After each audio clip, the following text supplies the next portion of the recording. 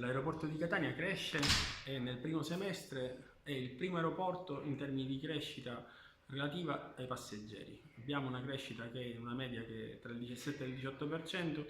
continua a crescere anche nel periodo estivo e per la fine di quest'anno contiamo non solo di superare il record dello scorso anno di 8 milioni di passeggeri circa, ma di frantumarlo perché credo che supereremo assolutamente i 9 milioni di passeggeri.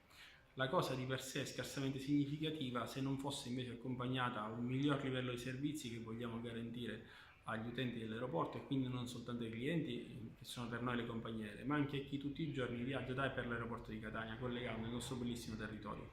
Quindi abbiamo aperto 3 linee di controllo in più, i parchi di sicurezza per intenderci, che ovviamente devono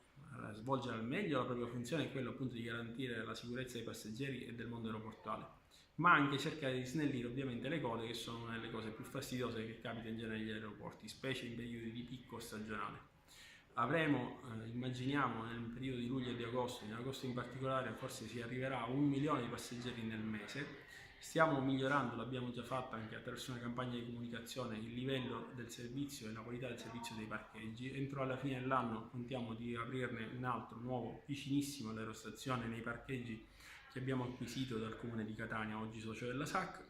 Stiamo andando a migliorare quelli esistenti, insomma stiamo cercando di rendere al meglio tutti quei servizi che potranno far sì che il nostro aeroporto, che avrà alla fine dell'anno l'apertura anche del Terminal C, in quello che una volta era norma, possa farsi trovare non all'avanguardia ma al passo coi tempi. Quindi cerchiamo di vendere qualche certezza e sperare di costruire un futuro, ripeto, che sia efficiente ed efficace rispetto a quelle che sono le esigenze attuali dei nostri passeggeri.